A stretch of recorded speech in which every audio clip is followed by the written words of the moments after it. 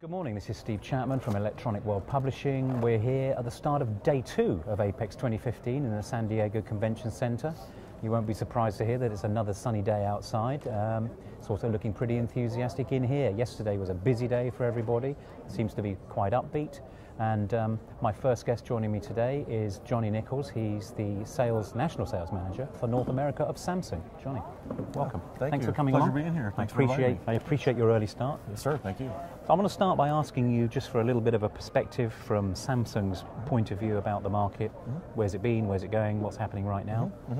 Well, we see an increase in the marketplace in the Tier 3 and Tier 2 size accounts that are actually doing a lot of prototyping and NPI work for companies that are still doing volume offshore, so to speak. However, we do see companies bringing work back to North America that are actually taking us up on some of our product line offerings for mid-speed and even the higher speed machines that we have over here.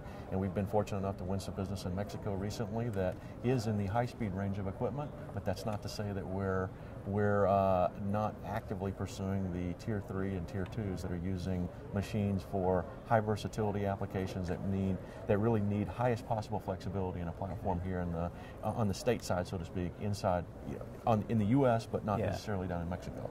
Okay, so I mean, so this onshoring business is real. The onshoring business is certainly real, but it's not as real as we would all like it to be. Clearly, I think there's still people that are out there testing the water a little bit in terms of what level of automation they would need to buy into to be cost effective over here in the U.S. to be able to compete against the operations over in China. And I think if you, as a supplier, if we price our technology correctly and competitively, and we build the level of versatility they need to be able to be competitive with the offshoring that's been going on over the last 6 to 8 years, I think that's when you're going to see a bigger surge of onshoring coming back to North America. It's almost as if you're going to provide the resources and the facilities and the justification. It could bring some of that more stuff back and out. those resources to us means it's technology platforms that have very, very high levels of versatility integrated into those, but realizing the hardware in terms of versatility really comes more from smart technologies like software solutions that really enhance the overall versatility of the platforms. So for Samsung, we have mid-speed platforms, we have high-speed platforms, we have high flexibility platforms that can work with either the mid or the high speed. And then we have dedicated platforms for LED opportunities.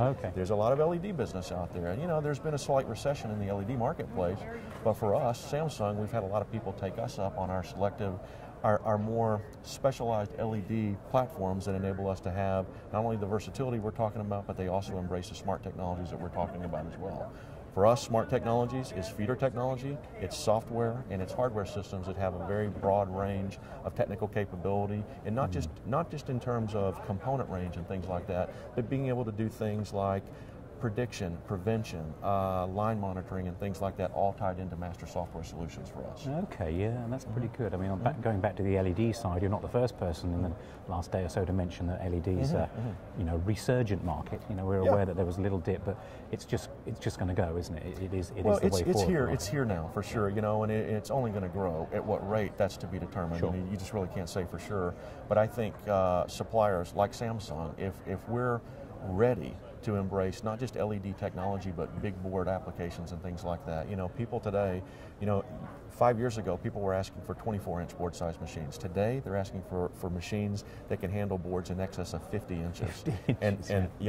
That's astronomical in terms of board size and things like that. So when you say you have a platform technology that can handle a wide range of components, but you can also handle a wide board range, so to speak. Right, that's something. And for us at Samsung, we're anticipating that market demand, so we already have platforms readily available for that today. We have them in our booth, and back to yesterday's activity here at the show, I have to say that was a very impressive day. Good. We had an exceptionally good day yesterday, and we're expecting an even better day today. I'm delighted to hear it. Yeah. So in some senses, you talk about versatility being at the core of what you're trying to do with the Samsung proposition, and it's obviously manifests itself in real ways with tremendous handling of components down to the smallest and tremendous large boards. I mean, that's a big spread of technology Certainly, isn't it certainly really? is. So And you know, with Samsung, you know, one thing that I believe sets us apart from the pack, so to speak, is that we're not just a user of Samsung technology, we're a maker of the technology, all right? And I like to emphasize that because that gives us a unique perspective and a unique insight as to what people need today to be cost efficient in their manufacturing operations, but be poised and ready to address tomorrow's application requirements. Yeah, I'm glad you got to that because I was going to ask you about this relatively unique position of being both a manufacturer and a user. Yes, sir. That must instill confidence in the customer base. We believe it does. I think it does. You know, and